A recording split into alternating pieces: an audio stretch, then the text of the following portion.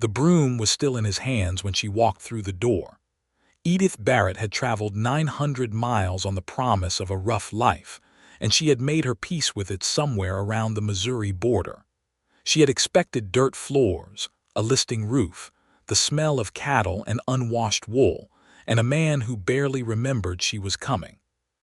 She had braced herself for disappointment the way a person braces before a cold river crossing, every muscle tight, every breath deliberate, already past grief and into something harder and more functional. She had not braced herself for this. Henry Barker stood in the center of a swept floor, the cornhusk broom held loosely in his left hand, his right hand frozen mid-reach toward a window ledge where a single dried wildflower had been placed in a tin cup filled with water. He turned when the door swung open and the afternoon light of the Colorado Territory fell across him, and for exactly 3 seconds neither of them moved or spoke. The floor was swept.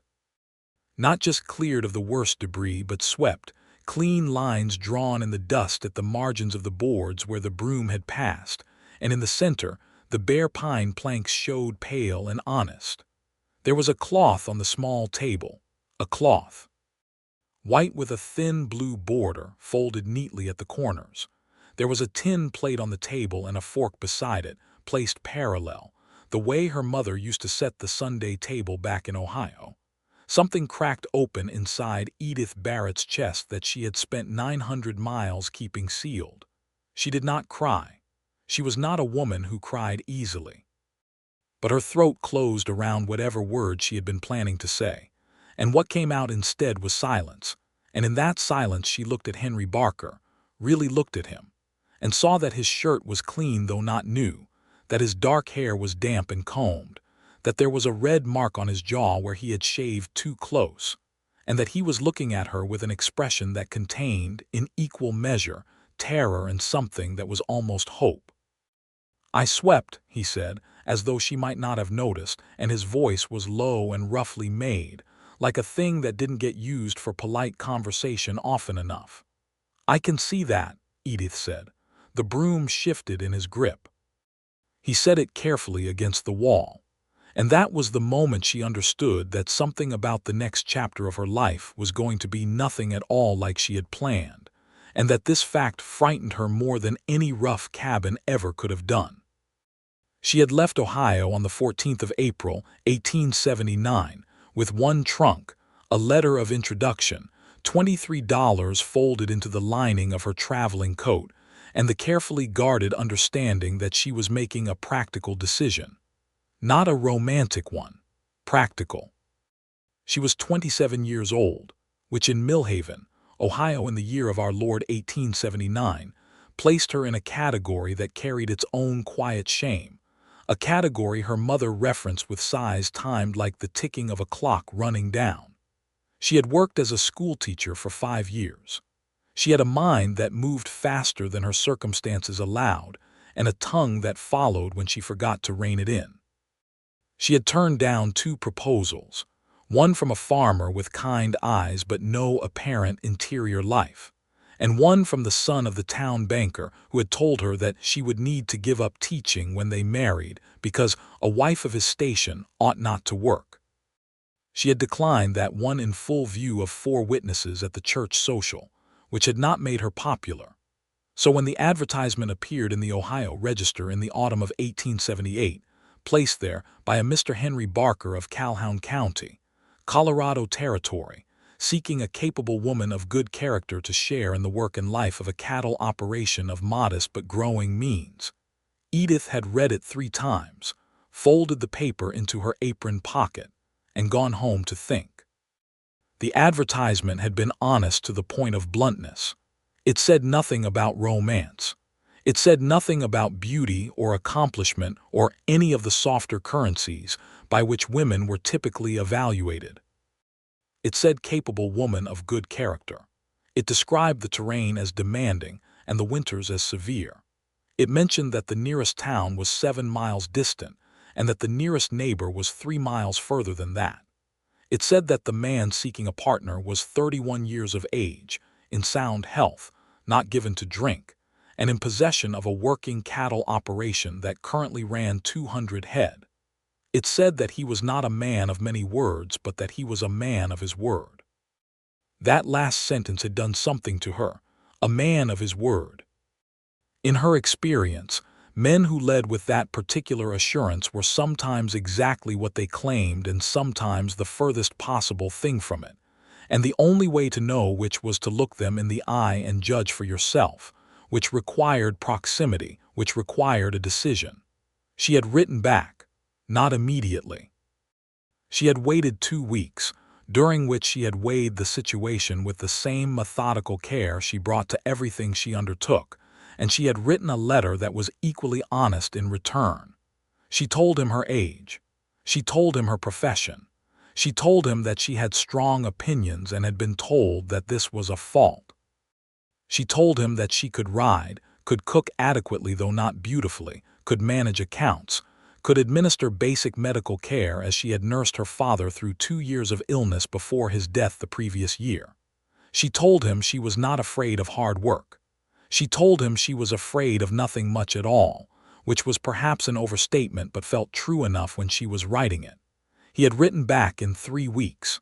His letter was not long. It was written in a plain, deliberate hand on paper that had been folded once and sealed with wax, and it said that he appreciated her honesty, that everything she had said about herself sounded like an asset rather than a liability, that the operation could use a person who knew something about accounts, and that he thought if she was willing to come out and assess the situation herself in the spring, they could make a reasonable determination about whether an arrangement would suit them both. He enclosed the cost of the train fare. He said if she decided it was not to her liking, he would arrange her return passage as well, no obligation. She had stared at that for a long time. No obligation. He had paid for her train ticket without attaching a single string to it. She didn't know quite what to do with that. She came west. The journey from Millhaven to the Colorado Territory took 11 days by rail to Denver, and then a further 2 days by stage down through the foothills to the town of Caldwell Creek, which turned out to be a collection of perhaps 40 buildings arranged along a main street that was more ambition than achievement, with a general store, a saloon, a smithy, a land office, a small church of the Methodist variety, and a hotel that had seen better days but was still standing. She arrived at Caldwell Creek on the morning of the 25th of April, 1879, which was a Friday. She had expected him to meet the stage. He wasn't there. She stood in the street outside the stage office with her trunk beside her and her traveling bag in her hand, and looked at the town of Caldwell Creek with the particular expression of a woman who has prepared herself for difficulty and is now recalibrating the nature of that difficulty. Edith Barrett, she turned. There was a boy of perhaps 12 on a bay horse, holding the lead rope of a second horse, a roan mare that stood quietly and regarded Edith with the calm appraisal of a creature accustomed to being patient. "That's me," Edith said. "Mr. Barker sent me," the boy said. "He's got a cow down with a hard labor, says he's sorry he couldn't come himself and would you be all right to ride out alone. He drew you a map." He held out a folded piece of paper. "I'm to take your trunk to the general store and Mr. Pearson will keep it until you can collect it." Edith took the map. She looked at the roan mare. She looked at the boy. "What's your name?" she said. "Tobias Finch," he said. "My pa works the next place over." "Well, Tobias Finch," Edith said, "give me a hand up and point me in the right direction." She had ridden the 7 miles to Henry Barker's property alone on a horse she'd never met, with a hand-drawn map on folded paper and the particular crystalline clarity of a woman who has made up her mind about something and is moving toward it. The country she rode through was different from anything in Ohio, different from the eastern cities she had passed through on the train. It was immense and indifferent, the kind of landscape that didn't care whether you found it beautiful or terrifying, that offered no softness at the edges. The mountains were still carrying snow at their upper reaches. The lower slopes rolled away in grass that was pale gold from winter, with green just beginning to push through at its roots. The sky above it all was a blue that seemed to go back farther than sky should go, and the air had a quality she had never encountered before, thin and sharp and absolutely clean. She had found the Barker property exactly where the map indicated. A gate post with a bee burned into it.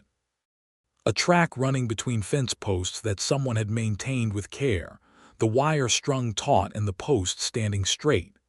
A barn that was larger than she had expected, solidly built, and beside it, smaller, a house. The house was a one-room cabin built of hewn logs with a stone chimney. It was not beautiful. It was not large.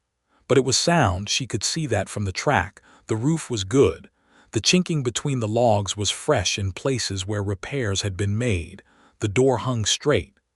There was a kitchen garden on the south side that had been turned but not yet planted, the earth dark and waiting.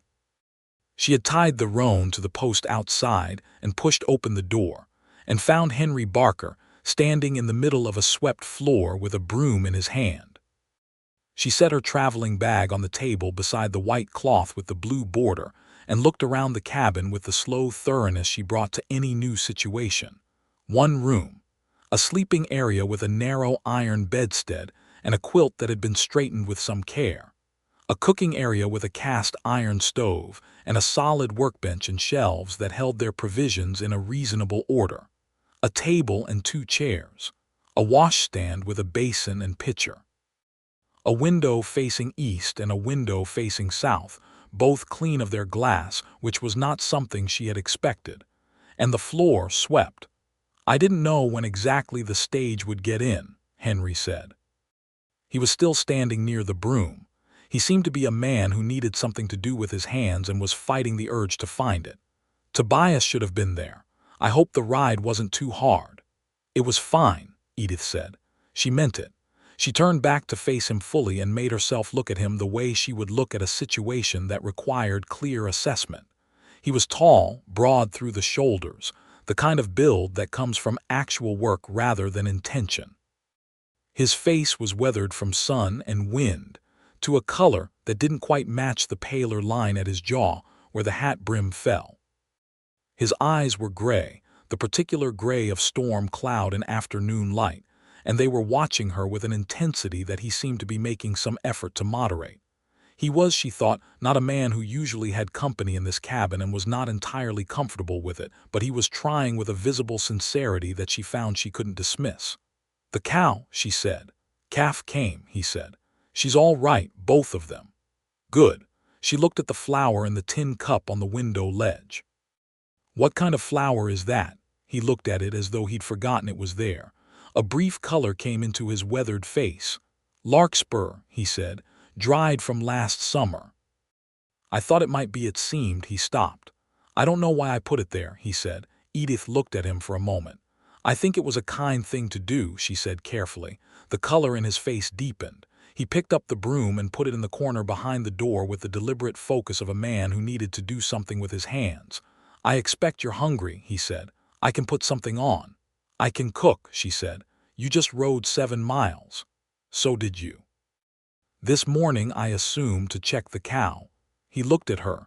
Something shifted in his expression, careful and recalibrating. "I've got a stew already started," he said. "On low." She smelled it then behind the clean air of the swept room. Something with root vegetables and probably salted beef, slow and savory. She hadn't eaten since Denver. "Then we'll eat the stew," she said, and pulled out one of the 2 chairs and sat down, and after a moment Henry Barker pulled out the other one. That first meal was not a romantic thing. It was practical and somewhat stiff. 2 strangers in a small space conducting the careful negotiations of people who are trying to determine whether they can trust each other. He served the stew from the pot on the stove into the 2 tin plates and set one before her and sat with his own, and they ate, and it was good. Not fancy, but good. The vegetables were soft and the meat was tender, and there was bread, a small round loaf that he had baked himself, which she registered with a private surprise that she kept off her face. He had baked bread before she arrived. He had swept the floor before she arrived. He had put a dried larkspur in a tin cup on the window ledge before she arrived. Henry Barker had prepared for her coming with a quiet care that he clearly was not sure whether to mention or minimize, and that uncertainty made him, in the candid assessment of Edith Barrett, more interesting than she had anticipated. They talked over supper with a directness that she came to understand was his natural mode of conversation. He didn't make small talk. He didn't perform. He asked her about the journey and listened to the answers as though they contained information relevant to a calculation he was running. He told her about the cattle operation, the size of the range, the challenges of the past winter, the market in Denver, the hopes for this spring's calves. He spoke about the land with a knowledge that was thorough and without sentiment, the knowledge of a man who had been watching a piece of country for years and had learned to read it the way a careful reader reads a complicated text. "How long have you been here?" she asked. 6 years, he said. "Came out from Missouri in '73. Alone." A brief pause, something moved behind his gray eyes. "My brother came with me," he said, "first 2 years. And then he went back," Henry said. The brevity was deliberate, she understood that.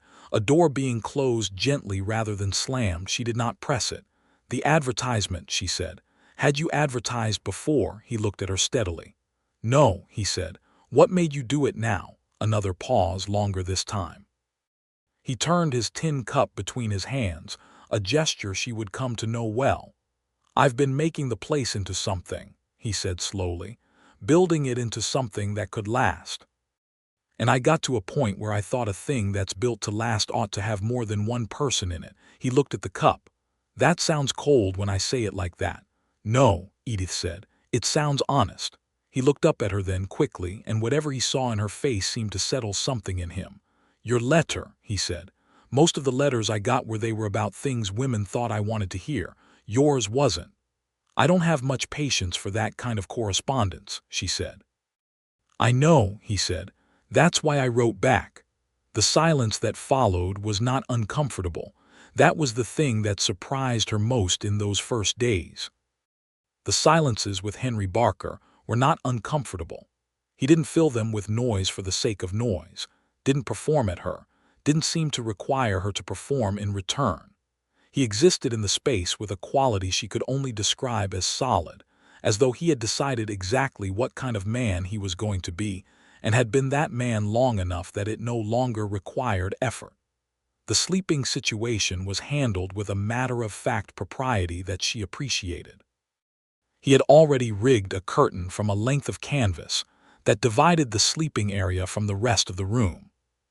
He told her the bed was hers, and he would be in the barn with the calf and the mare until such time as they had established whether this arrangement was to be made permanent.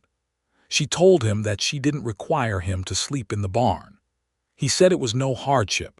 He'd slept in worse, and that it was only right that she have some privacy while they were still in a state of uncertainty. She lay in the iron bedstead under the quilt he had straightened and listened to the Colorado Territory dark, which was a different dark than Ohio, wider and deeper, filled with the sound of wind across open grass and somewhere at a distance the low bellowing of cattle. And she thought about Henry Barker, who had swept his floor and baked his bread and placed a dried flower in a tin cup before she arrived, and who slept in a barn because it was only right that she have some privacy. She decided in that dark that she was going to like it here. She was not yet willing to say more than that, but she was going to like it here. The first week was work, and work suited her. She was up before first light because she had always been an early riser, and the first morning she had the stove going and coffee ready before Henry came in from the barn. The expression on his face when he pushed open the door and smelled the coffee was the expression of a man who has not expected this particular kindness and doesn't quite know what to do about it. She handed him the cup and didn't comment on the expression, and he drank the coffee in a silence that was, she thought, a form of gratitude.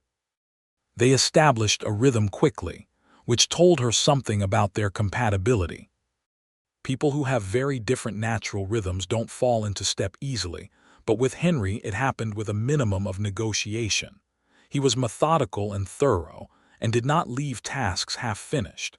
He was up early and he worked hard and he expected nothing but what he was willing to give himself. He explained things once and completely and trusted her to have understood them. He did not condescend. That last thing was more remarkable than she liked to admit. On the third day, she asked him to show her the account books. He looked at her for a moment. Then he went to the shelf, took down a battered ledger, and put it in front of her on the table without a word. She spent 2 hours going through it.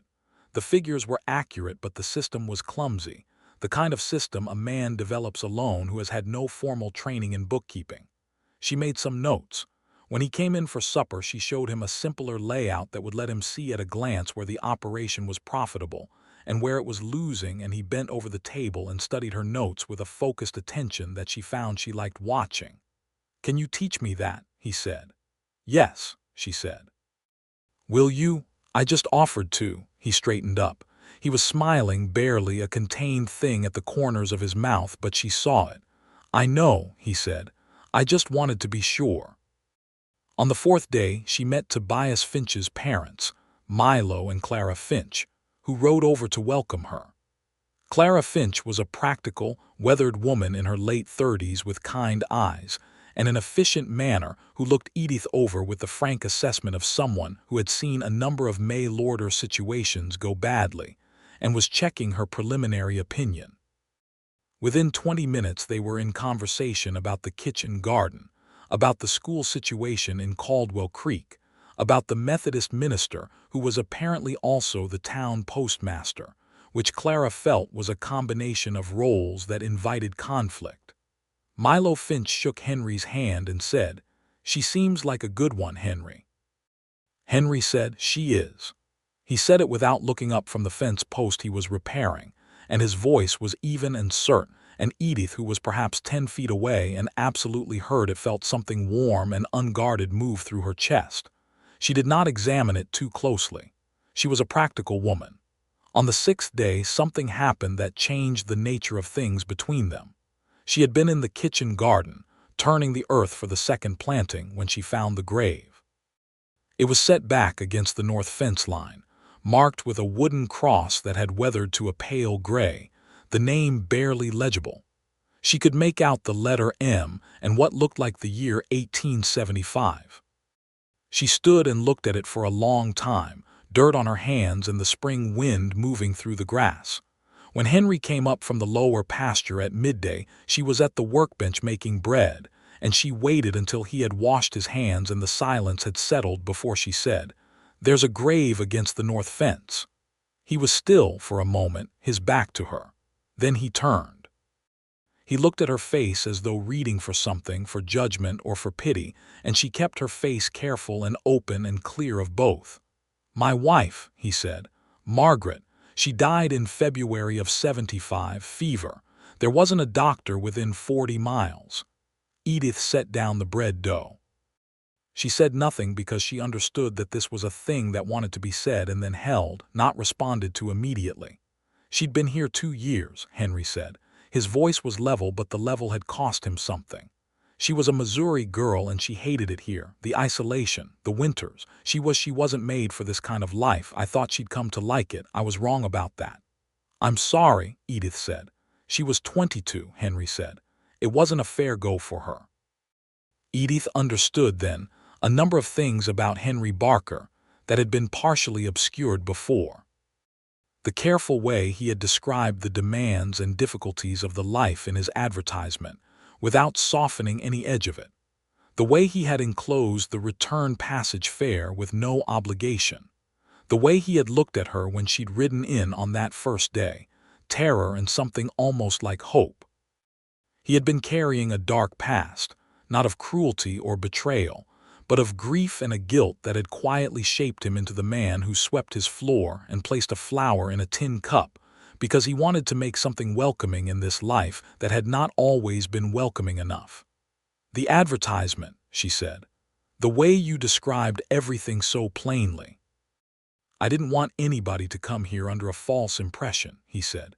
The way she was unhappy here, and then the way she died, I thought if someone was going to come, it had to be someone who came with their eyes open." "I came with my eyes open," Edith said. "I know," he said. "I could tell from the first letter." She looked at him across the small room and felt the weight of what he was carrying and felt something in herself that was not pity but something much more active. A pull. A want. Not just to comfort but to be close.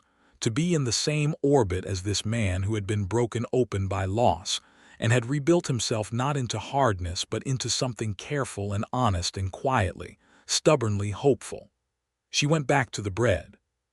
He went to the shelves and began organizing the provisions in a way that didn't particularly need doing, and she understood that he was staying in the room because the room felt better with her in it, and she understood this because the room felt better with him in it as well. That evening, after supper, she said, "I think we should discuss the arrangement more formally." He looked up from the book he was reading, a worn copy of a survey text on cattle management that he had read so many times the spine was failing. He closed it carefully. "All right," he said. "I've been here a week," she said. "I haven't found anything to object to. You're not what I was afraid you might be." "What were you afraid I might be?" "Rough," she said. "Unkind, indifferent, a man who wanted a worker and was using the word partner because it sounded better." He held her gaze. "And now?" "Now I think you meant exactly what you said," she said, "and I think we're compatible in the ways that matter for a working arrangement." "And the other ways," he said, very carefully. She considered her answer. "I think those need more time," she said, "but I'm not opposed to the time." He nodded. His gray eyes held something that was not quite a smile but was related to one. "Are you asking me if I want to make this permanent?" he said. "I'm asking you if you want to keep discussing it," she said. "I don't want to discuss it," he said. "I've known since you sat down for supper the first night that I wanted you to stay. I didn't want to say so too fast," and he paused, "and frighten you off." "I'm not easy to frighten," she said. "I know," he said. "It's one of the things I appreciate." She looked at him. The lamp on the table was putting a warm light across the cabin, across the swept floor and the white cloth and the shelf of provisions and the sleeping curtain and the gray-eyed man sitting with his hands around a closed book, and she made a decision. "Henry," she said, "I'd like to stay." They were married on the second Saturday of May, 1879, in the small Methodist church in Caldwell Creek, before a congregation of perhaps 20 people, including the Finch family and 3 ranching families from the surrounding area and old Mr. Pearson from the general store and the minister, who was also the postmaster, and who read the ceremony from his book with a brisk sincerity that suited the occasion. Edith wore her traveling suit, which was the best thing she owned, a dark blue wool that she had pressed that morning on Henry's ironing board, and Henry wore a white shirt that she had not seen before, and that she suspected he had ordered from the general store specifically for the occasion, and that fit him with the slight stiffness of a garment not yet broken in. She had written to her mother. The letter was already 3 weeks in transit and would not arrive for another 2 weeks, and her mother's reply would take another 3. So the news of the wedding would travel slowly across that 900 miles, while the marriage itself got on with the daily business of becoming what it was going to be. She had told her mother that the man was good, and the land was hard, and that she was, for the first time in several years, interested in what was going to happen next. The first months of the marriage were a kind of ongoing discovery that she found she looked forward to every day. Not the grand revelations, but the small, accumulating ones. The way Henry woke in the dark before dawn and lay still for a moment orienting himself before he rose, always careful not to disturb her. The way he talked to the horses in a low, steady voice while he worked around them, not the performative murmuring of a man who wants to be seen as gentle, but the matter-of-fact communication of someone who considers the animal's perspective worth addressing. The way he read in the evenings with a focused attention that made the rest of the world irrelevant, and yet would look up immediately if she spoke, fully present, as though she were worth returning to. She discovered that he could fix almost anything mechanical. She discovered that he was a better baker than she was, though he seemed embarrassed to reveal this and initially deflected credit. She discovered that he had a dry and precise sense of humor that surfaced in unexpected moments, delivering itself in his low, even voice with no change of expression that left her laughing before she'd quite registered that he'd said something funny. She discovered that he was lonely. Had been lonely for a long time, possibly for longer than the 4 years since Margaret's death, possibly for most of his life. Not a dramatic, gasping loneliness, but the quiet kind, the kind you learn to manage so well that you stop expecting relief. He was accustomed to his own company, and he valued his solitude, but he had been, she came to understand, profoundly hungry for the specific comfort of another person who chose to be there, who stayed not from obligation but from genuine election. She chose to tell him this. It was a July evening, the sky outside the 2 windows turning colors she hadn't believed possible before she came west, the stove cool for once in the heat, and they were sitting in their 2 chairs on the cleared ground, outside the front door that Henry had leveled and laid with flat stones in a gesture of domestic architecture that she had found very touching. "You were lonely," she said. He looked at the mountains. "Yes," he said, "for a long time. Yes. You don't have to be any more," she said. He turned to look at her then, full on, fully present, not trying to moderate the expression. And what was in his face was something so unguarded and so deep that she felt it move through her like the warm current that runs below a cold river, the one you find when you're brave enough to go all the way under. He reached over and took her hand. He didn't say anything because he was not a man of many words, as the advertisement had truthfully stated, but he held her hand with a care that said everything his words did not, with a grip that was gentle and firm and absolutely certain, the grip of a man who has found something he intends to keep. She let herself be held. She let herself lean slightly toward him in the cooling evening air. She let herself be here in this life, without the armor of practicality for once, just present in it, in the wideness of this country and the warmth of this man's hand and the accumulated evidence of who he was. The summer was hard work and she was glad of it. The cattle needed constant attention, the range needed riding, the fencing needed maintaining, the kitchen garden needed tending through the hot, dry weeks in late July when the water had to be carried from the well twice a day. She rode out with Henry 3 days a week, learning the range, learning which pastures held water and which went dry first, learning the particular personalities of the 200 head that knew Henry's voice and were suspicious of hers until they weren't. She was a competent rider, and she had told him so, but she had not mentioned that she loved it, this particular freedom, the horse under her and the enormous sky above and the mountains in the distance, and the sense of her own body as capable and useful and exactly where it was supposed to be.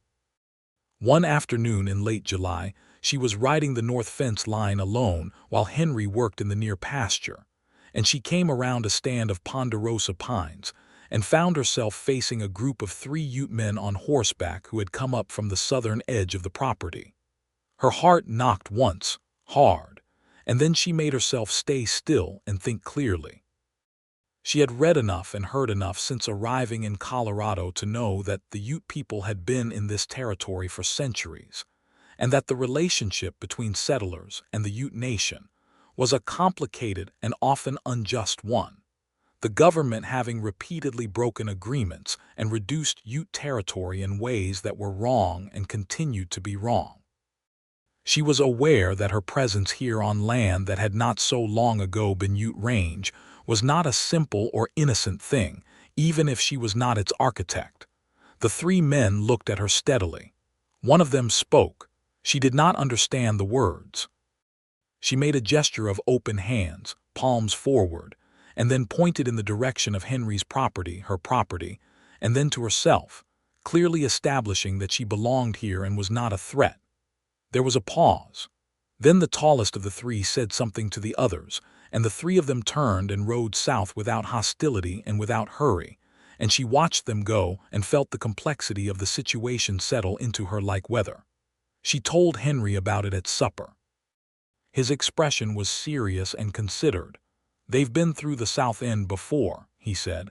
I've had no trouble with them. The Utes I've encountered have been people trying to manage a situation that keeps being made worse by people in Washington who have never been within 1,000 miles of this country." He paused. "That's a plain statement." "It's a true statement," she said. "This was their land." "A lot of this was," he said. "I don't have an answer to that. I sit with it." She looked at him. He was staring at his plate with an expression of genuine discomfort that spoke well of him. The discomfort of a man who is honest enough to acknowledge a wrong he benefits from without having a clean way to address it. She respected that discomfort. It was more honest than the alternative. The summer gave way to fall with a speed that surprised her. September came in cool and gold, the aspens on the hillsides turning a color that seemed to radiate light from inside the leaves rather than reflect it from outside, and the work shifted from the long days of summer heat to the pressing preparatory work of laying in for winter. They cut and stacked wood, enough to fill the whole side wall of the shed. They put up vegetables from the garden in their glass jars. They arranged the winter provisions in the cabin with the particular care of people who understood that the nearest supply was 7 miles away, and in winter, those miles could become difficult or impassable. Henry told her about the winter of 1875, the year Margaret had died. The snow had come in November and had not fully broken until late March. There had been a period of 3 weeks in January where no travel had been possible at all, the drifts up to the eaves of the barn, the cold so deep and still it made its own silence. He described it without drama, but she could hear in the careful evenness of his voice what that winter had cost him, the isolation and then the fever and then the death, and then the long spring alone on the other side of it. "It won't be like that this year," she said. He looked at her. "No," he said, "it won't." There was a pause, and then, because she had come to understand that Henry Barker required moments of approach before things of great substance, she waited, and he said, "I'm glad you came." "I'm glad I came," she said. "Are you happy here?" he said, and the way he said it told her this was not a casual question. It was a question he had been gathering himself to ask for some time, and that it contained all of his history and all of his fear about that history. She turned to face him fully. "Henry," she said, "I was unhappy for a long time in Ohio because I didn't fit. I was too much of something and not enough of something else, and I could see the shape of the life that was being offered to me, and it was the wrong shape. And now I'm here on 700 acres in the Colorado Territory with a man who baked bread before I arrived and put a flower on the window ledge and swept the floor, and I am in the right shape of life." She held his gaze. "I am happy here." He looked at her for a long moment, and then he leaned forward across the table and he kissed her, the first time, careful and certain, and she kissed him back with everything she had. And outside the autumn wind moved through the aspens, and the mountains held their white at the peaks, and the cattle were quiet in the near pasture, and the world continued in its wide, indifferent way. But inside the cabin with the swept floor things had become absolutely, irreversibly warm. October brought the circuit judge to Caldwell Creek, which brought a kind of news that moved fast along the ranching community. A dispute over water rights between 2 operations to the east of them had escalated into something that required legal intervention, and there were men in town with lawyers, which was the kind of development that made everyone in the territory uneasy because where lawyers followed, the small operators often lost. Henry rode into Caldwell Creek to attend the proceedings not because he was a party to the dispute, but because the water management of the whole valley was relevant to his own range. Edith went with him. She always went with him now, or he waited for her, or they discussed it and decided together, which was a quality of partnership she had not taken for granted once in 5 months of marriage. At the proceedings, she met a man named Clifford Hale, who had come from Denver as an agent representing the larger of the 2 disputing operations. A man in a well-pressed suit and pointed shoes, who was very sure of his own competence, and who looked at Edith with a particular kind of measuring look that she had encountered before and was familiar with. The look that saw a woman in a capable position and read it as an anomaly to be resolved. Hale came over during the recess and introduced himself, and then, before she had finished formulating her assessment of him, said to Henry, "You're the Barker operation. I've heard good things. You should think about consolidation. There's capital available for ranches that want to scale up. We represent some Eastern investors with a significant interest in Western cattle operations." Henry said, "I appreciate the information." Hale said, "Your wife, does she work the ranch?" With the particular emphasis on the word wife that managed to imply a question about the arrangement without quite asking it. Edith said, "I work the ranch, manage the accounts, and am shortly going to be managing the household account with some adjustments based on the new bookkeeping system I've implemented, yes." Hale looked at her with the slight recalibration of a man who had misjudged something. "A capable woman," he said. "So I've been told," she said pleasantly. On the ride home, Henry said nothing for a mile and then said, "He wants to buy into the water rights, not just advise on them." He was there to see who in the valley might be persuadable. "I know," she said. "Do you want to be persuaded?" "No," he said, "not by men like that." "What kind of men like that?" "Men who wear pointed shoes in cattle country," he said, and his voice was so dry and precisely even that she laughed for a full minute, while the roan mare flicked an ear at her in mild concern. November arrived, and with it the cold, and Edith discovered that the Colorado Territory winter was indeed a different thing from anything she had known. Not just cold, but actively aggressive, the kind of cold that doesn't let you ignore it, that insists on being the first consideration. The mornings were dark and sharp, and the snow, when it came, was not the gentle Ohio snow of her childhood but something purposeful and plentiful, and the world that had been wide and gold and free became a smaller world, bounded by what you could safely reach. She loved it. She loved the enforced closeness of the small cabin, the way the two of them moved around the single room in a choreography that had become so natural it felt like a language. The way the cast iron stove transformed the cold into a contained warmth that made the inside feel like something created rather than merely sheltered. She loved the evenings most, when the work was done and the stock was settled and they sat in the lamplight with the wind at the walls, Henry with his book and she with her mending or her own reading, or sometimes with the account books working through the quarters figures, and the silence between them was the richest silence she had ever known, saturated with comfort and belonging. It was in November that she told him. She had known for 3 weeks. She had waited, not from doubt but from wanting to find the right moment, which she understood was perhaps not the most practical of approaches. It was an evening in mid-November with the first real snow of the season settling outside, visible through the east window as a white dark, and Henry was putting another piece of wood on the stove when she said, "Henry." He turned. "I think we're going to have a child," she said. The look that came across his face was the most unguarded thing she had ever seen on a human face. It moved through terror and joy and a kind of stunned wonder all in the space of 2 or 3 seconds, and then he crossed the small room and put his arms around her and held her with a gentleness that was also fierce, and she put her face against his chest and felt the solidity of him and the rapid, strong beating of his heart. "Are you certain?" he said into her hair. "Fairly," she said. "I'll need to get to see the doctor in Caldwell Creek." "We'll go tomorrow," he said. "Henry, the snow." "We'll go tomorrow," he said again, not with command but with the particular steady determination of a man who has learned the cost of not acting quickly enough when something matters absolutely. They went the next day. Dr. Albright in Caldwell Creek, a small cheerful man with spectacles and a practical manner, confirmed what she had suspected. A child expected in late June or early July of 1880. He told her she was healthy and strong and that he expected no particular complications, but that she should come to see him monthly once spring arrived. On the way home, Henry was quiet in the way he was quiet when something had settled deep into him, and he was living with it rather than processing it aloud.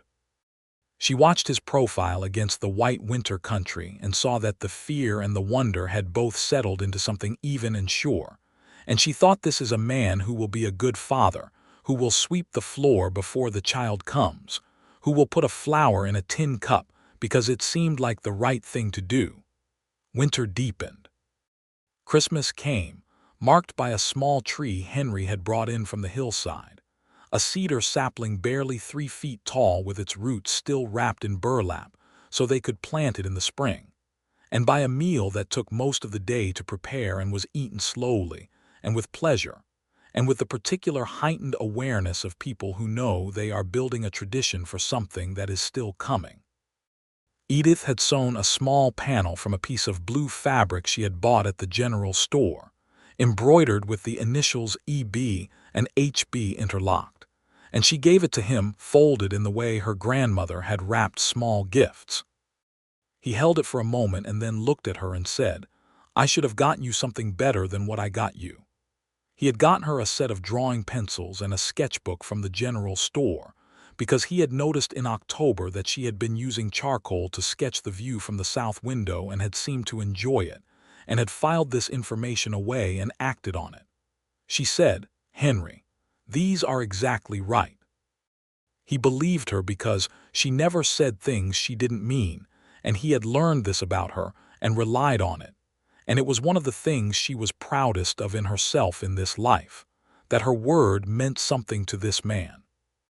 January and February were the deep months, the months of fire tending and livestock management, and the small, sustained braveries of living at the edge of what shelter can guarantee. There was a cold snap in late January that froze the stock water overnight, and required them both to be up before 4 in the morning for 3 consecutive days chopping ice, working by lamplight in the brutal dark. There was a day in February when a section of the roof over the sleeping area developed a concerning creak, and Henry spent most of the day up there in the wind reinforcing the bracing while she handed him tools and held things, and worried about him on the icy roof, in a way she had not expected to worry about another person, with a sharp physical urgency that told her clearly what she already knew.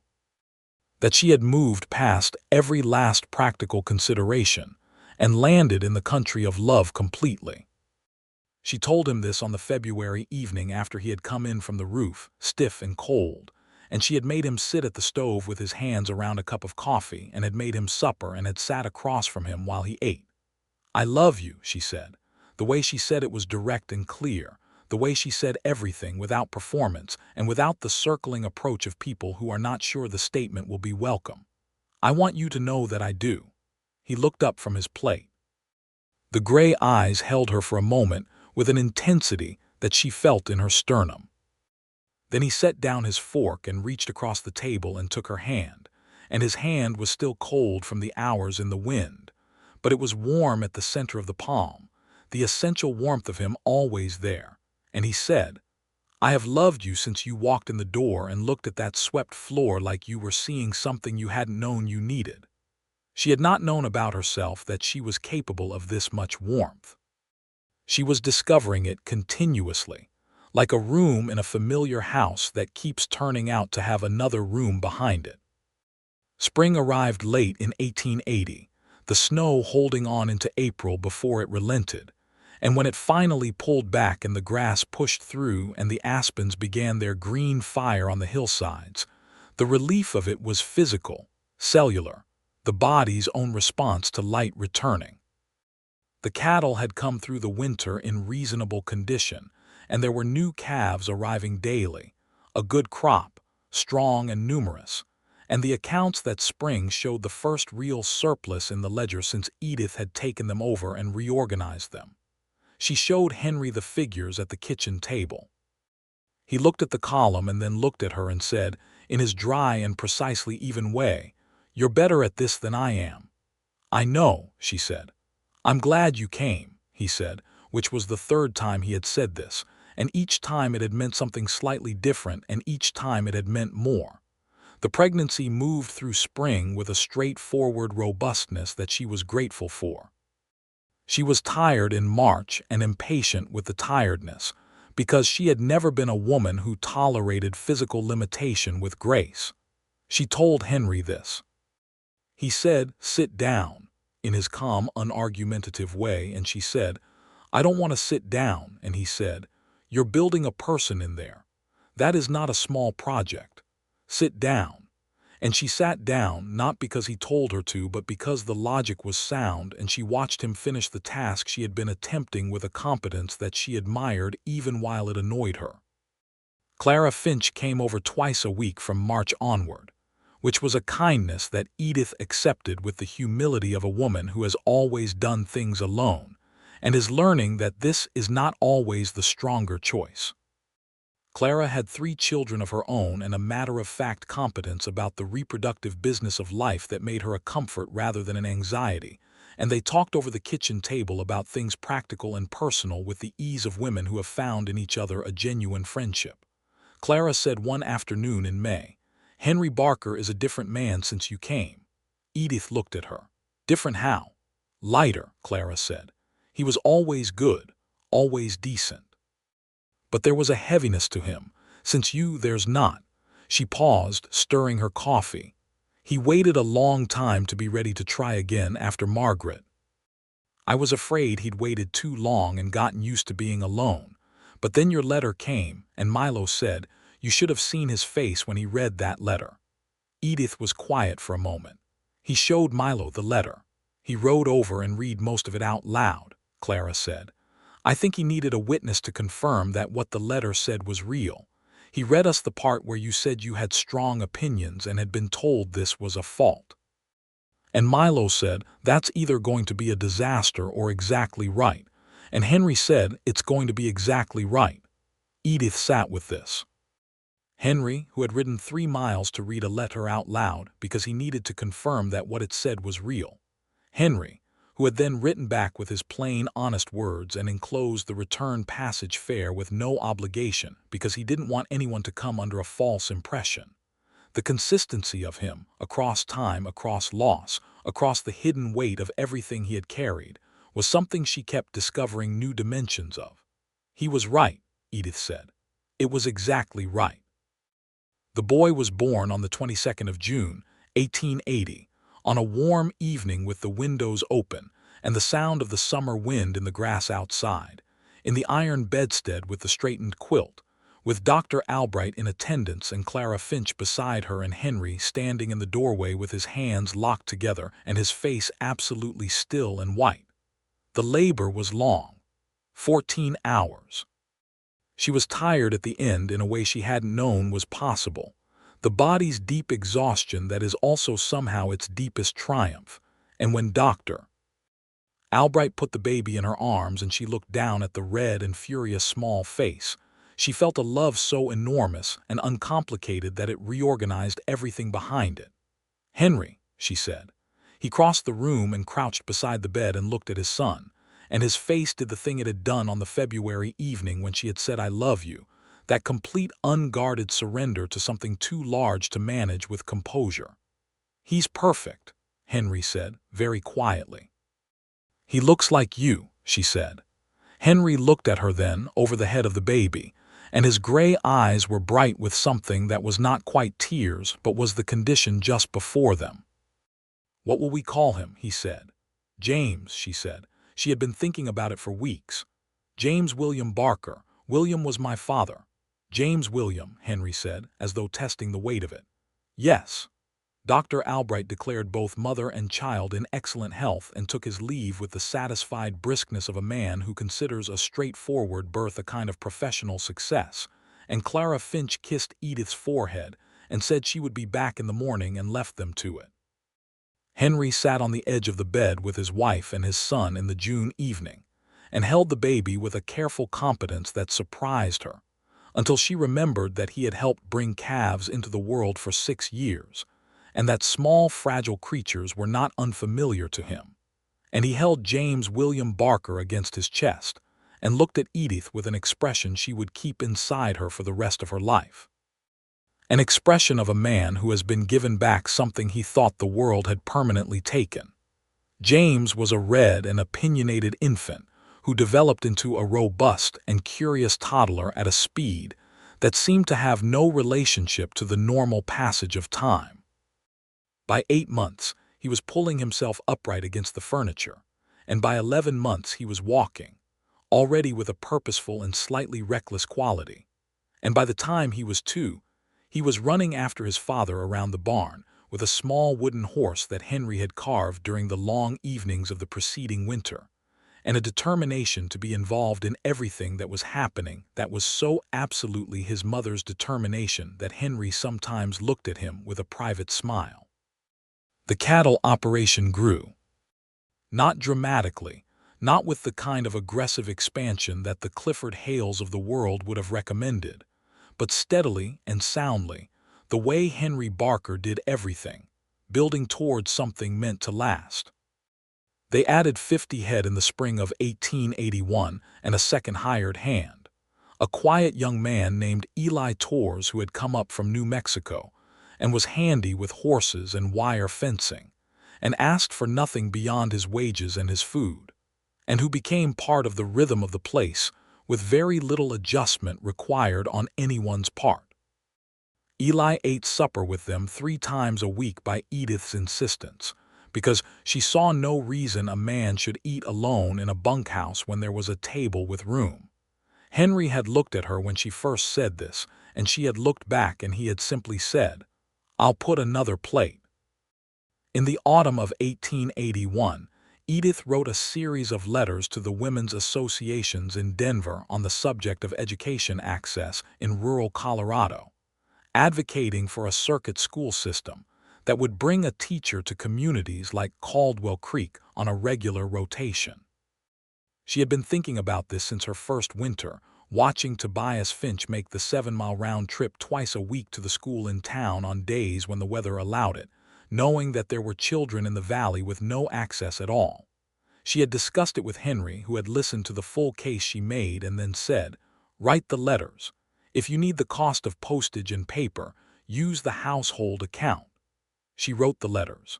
2 of them received responses.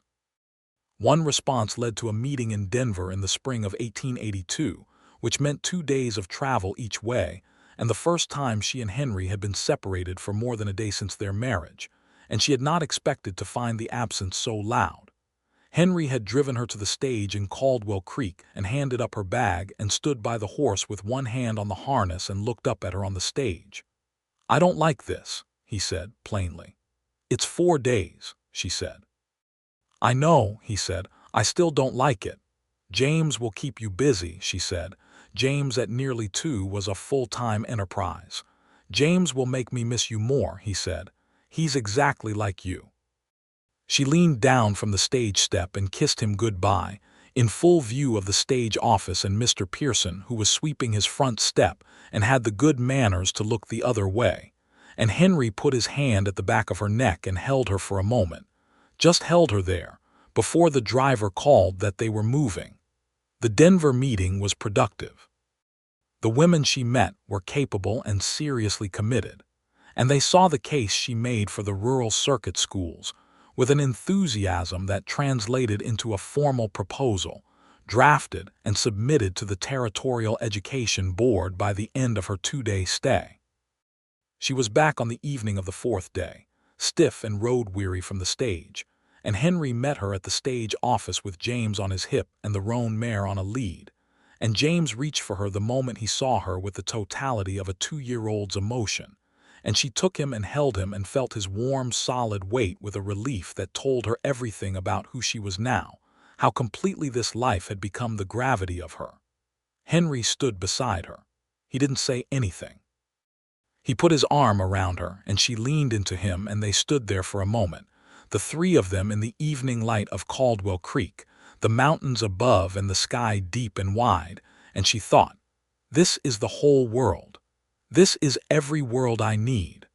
The circuit school proposal was approved by the Territorial Board in 1883. A teacher was assigned to cover the Caldwell Creek Valley and 4 neighboring communities on a monthly rotation, and the school board in Caldwell Creek, spurred by the territorial decision, began making arrangements for a dedicated school building. Edith sat on that board as the first woman ever to do so in Caldwell Creek, which caused comment in some quarters, But the comment was of the kind that required only patience and continued competence to outlast, and she had both in abundance. James started at the school in 1886 when he was 6, and came home from the first day with a confidence so complete, and a set of opinions about what the teacher had gotten wrong about arithmetic so precise, that Edith had to turn away to hide her smile before she could address him seriously. Henry, sitting at the table with his coffee, did not hide his smile at all. In 1884, Edith had gone to see Dr. Albright in April and had come home and had sat down at the table and waited for Henry to come in from the pasture, and when he came in she had said, "We need to think about where to put another bed." He had stood in the doorway, dusty from the morning's work, and looked at her, and the expression was the same one from before, terror and wonder and helpless joy. "When?" he said. "December," she said, "or thereabouts." He came and sat down across from her, and they talked about the cabin, which was manageable for the 3 of them, but was going to require some creative thought for 4. And Henry said he had been thinking for a while about adding a second room to the east side, and now seemed like the moment to do it. He spent the summer building it, with Eli Torr's help and Milo Finch's occasional assistance, a proper room with a good roof and a second window facing south, finished by September, which left 3 months before the second child arrived. The girl was born on the 16th of December, 1884, in a December snowstorm with Clara Finch in attendance and Dr. Albright windbound in Caldwell Creek and unable to reach them, which meant that Clara Finch delivered the baby with a calm expertise that suggested she had done this before and possibly unofficially many times. And Edith, who was not a woman who cried easily, cried afterward from relief and exhaustion, and the sight of Henry holding his daughter with the same overwhelming careful reverence with which he had held his son. They named her Ruth Margaret Barker. Margaret for the woman who had not gotten her fair go, the young Missouri girl who had been unhappy in this hard country and had been lost to fever in the bitter winter of 1875. It was Henry's suggestion, and he offered it quietly, with a kind of requesting that asked whether it was too much, and Edith had said, "It's right. She deserves to be remembered." James was 4 when Ruth was born and regarded her with the mixed emotions of a child who has been the center of his parents' world and is now required to share it. His adjustment was imperfect and took some months. He went through a period of aggressive helpfulness, carrying things to the baby, with a concern for her welfare that bore a suspicious resemblance to a claim of primacy. Henry watched this with the patience of a man who understood territorial behavior from extensive professional experience, and handled it with a consistency and gentleness that resolved it without drama. By the time Ruth was walking, James had appointed himself her primary defender and guide, and they were rarely apart during waking hours, which was a thing that gave Edith a quiet joy so persistent it became part of the texture of daily life. The years moved with the seasons, each one different from the last in the specific way of a life that is actively lived rather than merely endured. The cattle operation grew to 300 head by 1886, and Henry hired a second hand, a man named Porter with 30 years of cattle experience, who had been made redundant by a larger outfit to the north that had been consolidated by the very type of Eastern investment capital that Clifford Hale had represented back in 1879. Henry paid Porter well because Henry had a clear opinion about what a man's labor was worth, and expressed it in practice rather than sentiment. Edith kept the accounts, and they always showed what things actually cost and what they actually produced. And from this basis, all decisions were made, which was a kind of financial honesty that Edith considered non-negotiable and Henry considered self-evidently correct. The circuit school in Caldwell Creek became a permanent school with a full-time teacher in 1887, and Edith's role on the school board evolved into an ongoing advocacy for curriculum and facilities that made her, over time, a figure in Caldwell Creek known for having opinions, and for being right about them with a frequency that eventually impressed even the people who had initially been skeptical of a woman in that role. The town had grown. There were 60 buildings on the main street by 1888, 2 churches, a proper hotel, a telegraph office, a newspaper of recent establishment. The Wild West of the territory's early days was becoming a settled country, not yet smooth or safe but ordered, the chaos of the frontier giving way to the rougher order of a community finding its shape. Henry watched this happen from the slight remove of a man who had always lived at the edge of things, not unfriendly but not dependent on the society of town. He had what he needed at the ranch, and he went to Caldwell Creek for supplies, and on the occasions when his presence was useful to his wife, and on the rare social occasions that they both found they could manage in small doses. Clara Finch organized a summer gathering every August that they always attended, 30 or 40 people on the Finch property eating and talking and letting the children run together in the long August evening light. And these gatherings were, for Henry, about the right amount of society, which Edith found she agreed with.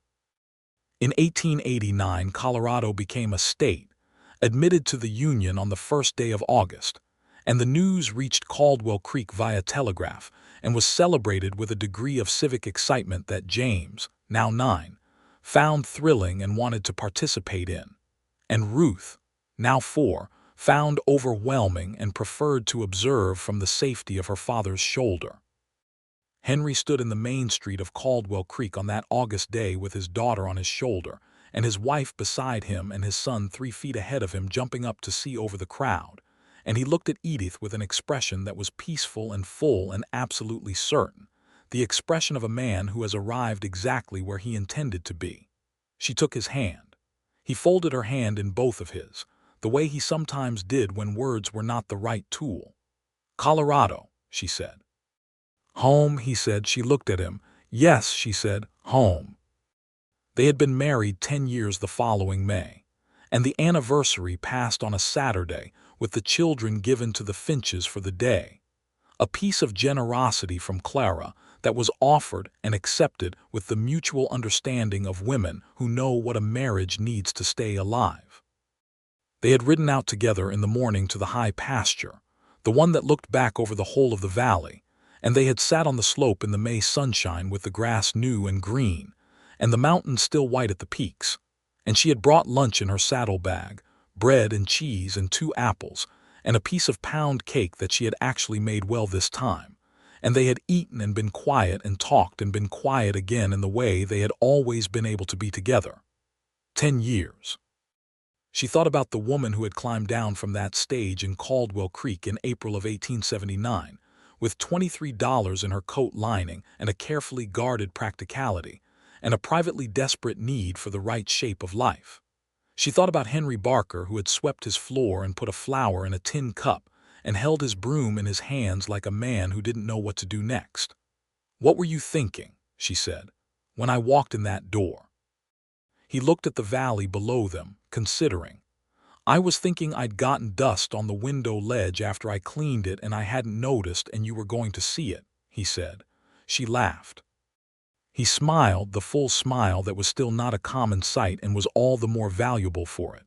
"And then I looked at your face," he said, "and I thought she is the most awake person I have ever seen in my life." She looked at him. "Awake, like you were seeing everything," he said, "taking it all in, not deciding yet, just completely present. I thought if someone like that is willing to stay here and try this, I ought to do everything right." "You swept the floor," she said. "I swept the floor," he agreed. She leaned against him, her shoulder against his, and he put his arm around her, and they sat like that in the May sun on the hillside above their life, 10 years of it laid out below them in the fields and fence lines, and the solid cabin that had grown into a house, and she thought about hidden depths and dark histories, and all the ways 2 people could surprise each other into love, and she thought that surprise might be the realest word for it. Not the shock of revelation, but the ongoing astonishment of discovering that a person continues to be more than you knew, continues to be deeper and stranger and better, year after year. "Henry," she said. "Yes." "There's going to be another one," she said. A pause. She felt him absorb it, felt the stillness that preceded his response to the things that moved him most. "When?" he said. "February," she said, "or March." She felt him exhale slowly, the breath of a man who contains large things with patience. He pulled her slightly closer. "A third room," he said. "Eventually," she said. "I'll start the foundation this fall," he said. "Don't start the foundation in October in Colorado," she said. "September, then," he said. She tilted her head to look at him. His jaw was weathered, and there were lines at the corners of his eyes that had deepened over 10 years of sun and wind and squinting at distances and laughing at her. At James, at Ruth, at the particular comedy of daily life that he appreciated more than he expressed. He was 41 years old and the most solid and necessary thing in her world, and she was 37 and more herself than she had ever been. And the two of them together in this high may pasture with the state of Colorado extending in every direction were, she thought, exactly as unlikely and exactly as right as she had suspected on that first evening when he had said, "I swept." And she had said, "I can see that," and neither of them had said the word that was already moving underneath everything. "I love you," she said. "I love you," he said, immediate and certain, the way he said everything he meant. They rode back down in the early afternoon, the horses easy on the slope, the valley coming toward them with its greens and golds and the white gleam of the ranch buildings in the May light. And James came running from the Finch house when he heard the horses, and Ruth came toddling behind him with both arms out for balance and her face alight with the particular joy of small children, reunited with the people they cannot do without. And Henry got down from the horse and picked up Ruth, who immediately buried her face in his neck, and James pulled at Edith's stirrup, saying he had something to tell her, something important, something that couldn't wait, and she swung down and took his face in both hands and said, "Tell me everything," and he did, in the voluble, unstoppable way of a 9-year-old who has been storing up material all day. That evening, after the children were asleep in their room, in the bed side by side that James had insisted be arranged so he could see Ruth from his pillow, Edith and Henry sat in the 2 chairs by the stove in the original room, the room with the swept floor where she had first walked in and found him. The floor was swept. It was always swept. She looked at it and thought about how the gesture that had cracked her open on that first day had turned out to be not a performance but a habit, the daily practice of a man who cared about the space he inhabited and the people who inhabited it with him, who expressed his love in the doing of things rather than the saying of them, though he had learned to say them too, because she had shown him by example that saying was also a form of doing. "What are you thinking?" he said. "That I have the right shape of life," she said. He looked at her. The lamp was between them on the small table, and the light of it fell warm across his face and hers. And outside, the Colorado Territory darkness was complete and full of stars, and somewhere in the near pasture, the cattle were quiet, and the mountains were holding their old watch over all of it. And in February or March, there would be a new person in this cabin who would require a third room and a third small voice in the particular music of this household. He reached over and took her hand. He held it the way he always held it, with a grip that was gentle and firm and absolutely certain. Outside, the wind moved across the grass in the dark. The stars of the Colorado sky turned slowly overhead. The world was wide and indifferent, and they were inside it, in the warm and earned and chosen center of each other, and the floor was swept, and the flower on the window ledge was a fresh sprig of larkspur, blue as the hope of a man who had not stopped hoping, and everything was exactly right. The third child came in late February of 1890, a boy they named Thomas Henry Barker, and he arrived into the world with a set of opinions about the arrangement that he expressed at considerable volume for his first 3 months of life, and then resolved, apparently satisfied with the answers he had received, into a placid and observant infant who watched everything with Henry's gray eyes and Edith's precise attention. James was 9 and thought Thomas was the greatest development in the history of the ranch. Ruth was 5 and treated him with the authority of a child who has recently been displaced from the youngest position and is determined not to let it happen again. Henry built the third room in the spring of 1890, waiting until the ground was workable, with a patience and a good sense that Edith told him she appreciated, and he said, "You told me not to start in September," and she said, "You listened to me," and he said, "I always listen to you," and she said, "I know," and they both smiled because it was true, and because the truth of it was still, after 11 years, something she found she wanted to mark. The school in Caldwell Creek got its first permanent building in 1891, a proper frame structure with 4 rooms and windows facing every direction, and a bell tower that the Methodist minister attempted to claim for church use, and was diplomatically but firmly redirected by the school board.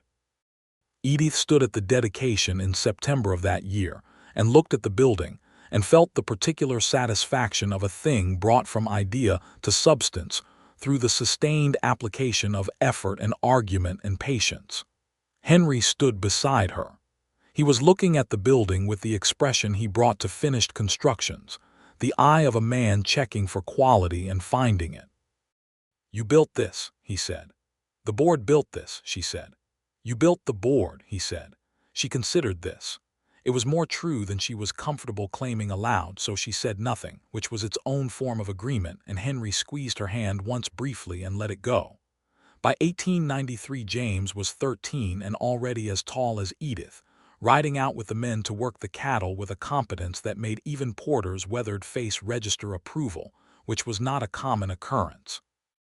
Ruth was 8 and had her father's quietness and her mother's capacity for sustained, focused thought, and was reading everything she could get her hands on with a veracity that Edith recognized as the thing she had been at the same age, that particular hunger of a mind that has discovered that the world as described in books is bigger than the world immediately available. Thomas was 3 and into everything. The ranch by 1893 was running 400 head of cattle and had been the subject of 3 more approaches from investment interests representing Eastern capital, all declined.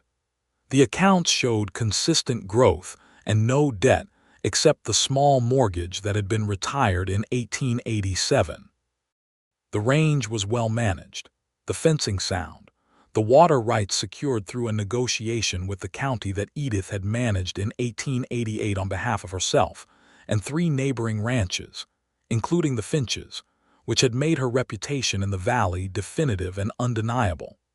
She and Henry talked about everything, which was still the thing she was most grateful for, the quality of conversation between them that had started over a supper of stew on her first night and had never stopped. They talked about the ranch and the accounts and the children and the news from the wider world, the politics of the territory turned state, the reports from the east of economic trouble gathering in 1893, the changes in the cattle market that required attention, and also smaller things, things from books, observations about their children, memories, plans. He talked more than he had, slowly over the years, unlocked by the steady practice of having someone to talk to who was genuinely interested, and she found she never tired of listening to the way his mind worked, the particular careful patience of his reasoning. In the evenings, after the children were in bed and the house was quiet, they still sat in the 2 chairs by the stove in the original room.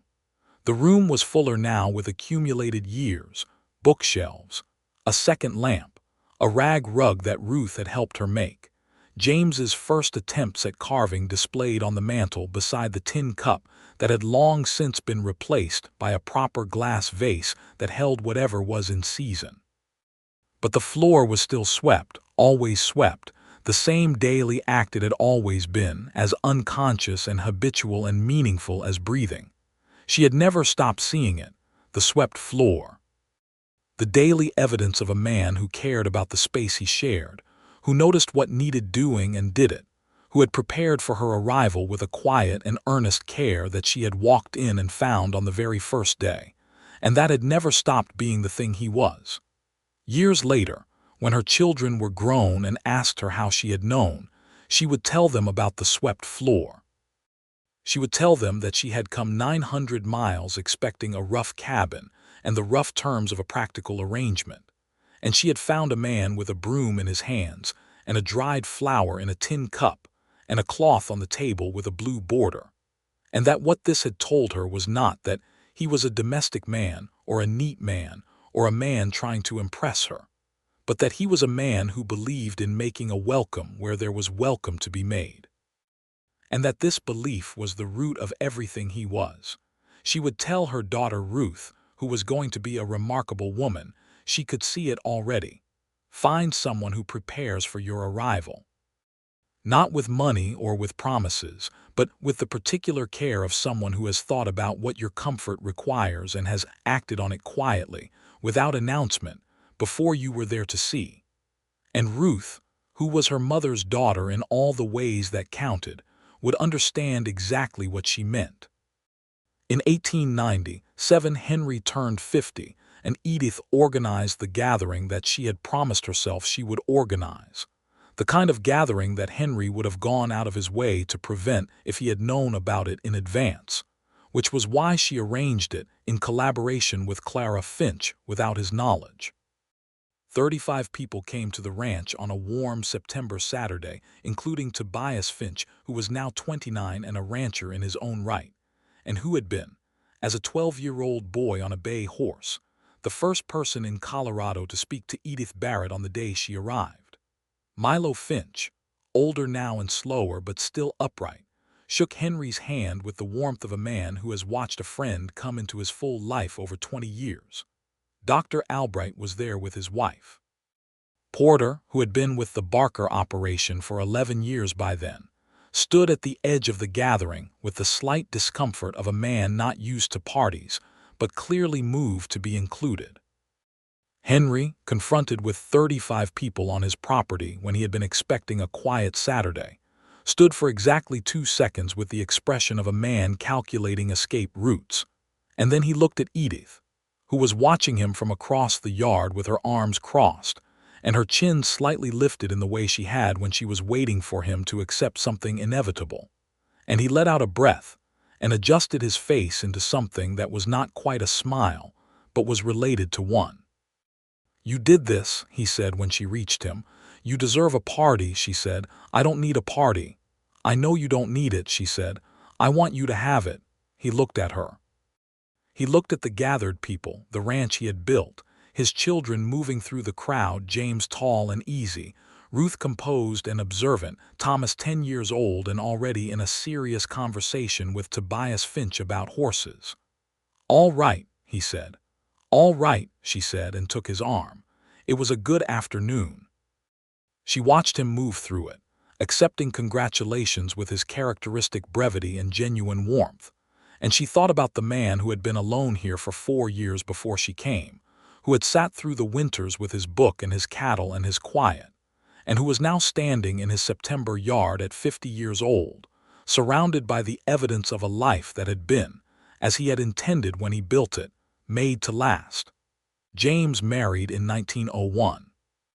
His wife was a young woman from Caldwell Creek named Helen Beaumont, practical and good-humored, and the wedding was in the Methodist church where Henry and Edith had married 22 years before.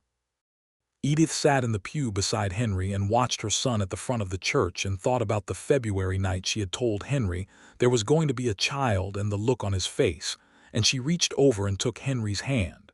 He turned to look at her. His gray eyes were bright. She squeezed his hand once, just once, and he smiled at her, the full smile, and turned back to watch their son get married. Ruth went to Denver to study in 1903 with a scholarship from the Territorial Education Board, and Edith's chest held a complex mixture of pride and grief and absolute certainty that this was the right shape of Ruth's life, as Colorado had been the right shape of her own. Henry drove Ruth to the stage in Caldwell Creek and came home with a quietness that lasted 2 days, and Edith gave him the 2 days and then on the 3rd day said, "She'll write every week. I've already told her she must." "I know," he said. "She'll be back in the summers." "I know. She's going to do remarkable things." He looked at her then.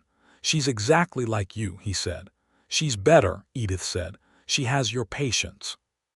He laughed, actually laughed, the low, warm sound that had been one of the things she had wanted to go on hearing since the first time she heard it.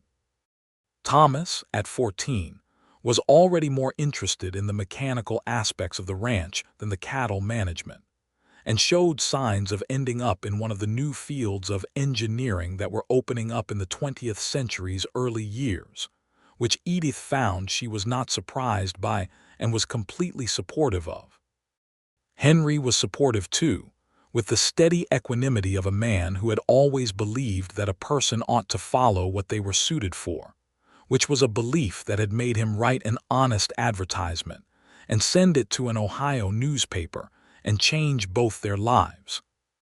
In the spring of 1905, Henry woke one morning with a pain in his chest that was not the ordinary pain of hard work, and said nothing about it for 2 days because he was a man who did not like to cause alarm, and Edith found out about it because she had known him for 26 years and could read the quality of his silence with precision. She drove him to Caldwell Creek herself, at speed, in the wagon, and the doctor in Caldwell Creek, who was no longer Dr. Albright, who had retired to his daughter's home in Denver the previous year, but a younger man named Dr. Connolly examined Henry and told him it was his heart, and that he needed rest and reduced exertion, and that he was not to ride hard or strain himself. Henry's expression during this instruction was that of a man being told something that conflicted deeply with his entire understanding of himself, and Edith, watching from the corner of the examination room, composed her face into careful neutrality and said nothing.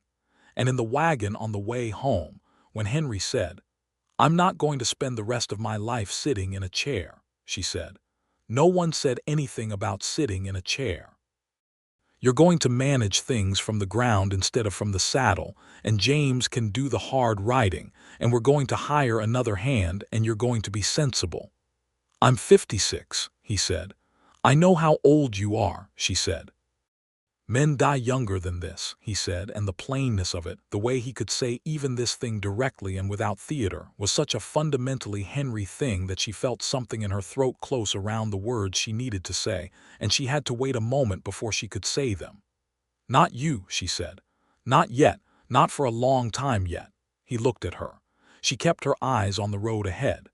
"You can't know that," he said. "No," she said, "but I'm telling you anyway." He was quiet for a long moment. Then he reached over and put his hand over hers on the reins, and she let him take them, and they drove home through the spring afternoon with the mountains above and the grass new and the cattle in the middle pasture moving slow and easy in the way of cattle that have everything they need. And she let herself feel the fear fully for the length of the drive, and then set it down, because fear was only useful as information. And once you had the information, you needed to act on it rather than carry it. She wrote to James and to Ruth, who came in from Denver within the week. She reorganized the ranch work with James in a way that removed the heavy labor from Henry without making this reorganization obvious to him, which required some ingenuity.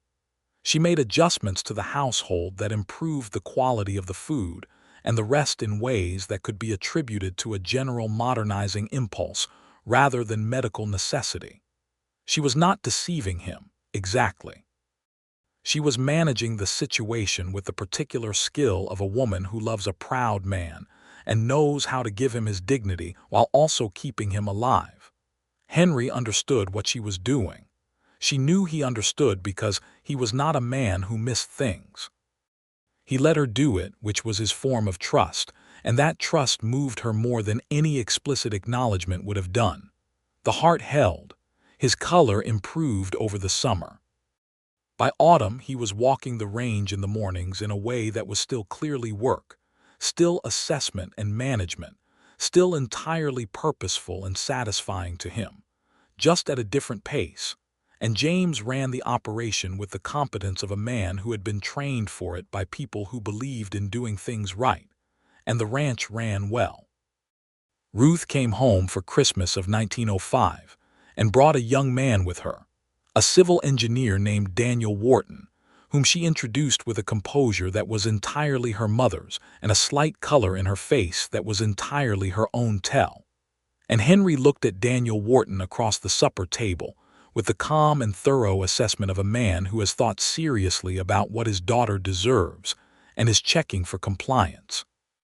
Daniel Wharton, to his credit, met Henry's gaze without flinching and answered every question fully and honestly, which was, Edith could see from Henry's face, the correct approach.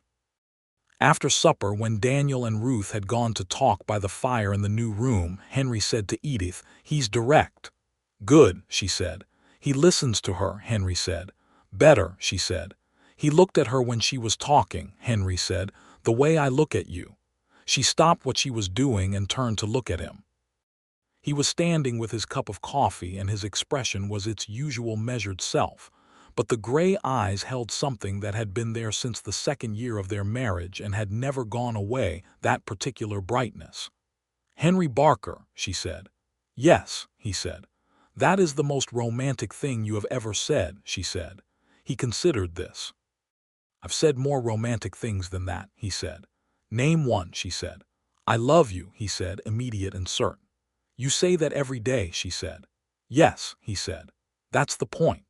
She crossed the kitchen and put her arms around him, and he put his coffee down and held her with the same quality she had first felt in the February of their first year together, gentle and fierce and absolutely certain, the certainty of a man who has chosen completely and has never regretted the choice for a single day. Outside, the Colorado winter night was deep and cold and full of stars, and in the next room their daughter was sitting with the man who looked at her the way Henry looked at Edith.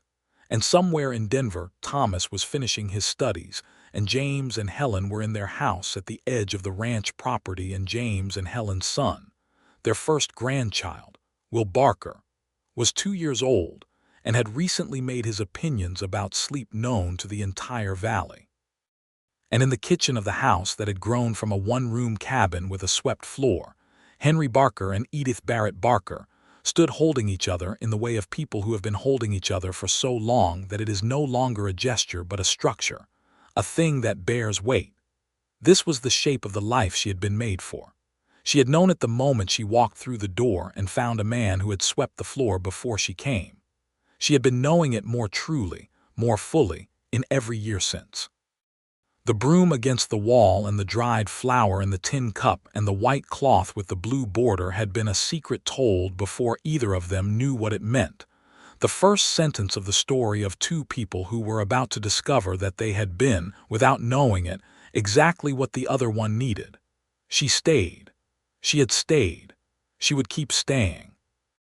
And the floor, all these years on, was still swept every morning, by a man who believed in making a welcome where there was welcome to be made.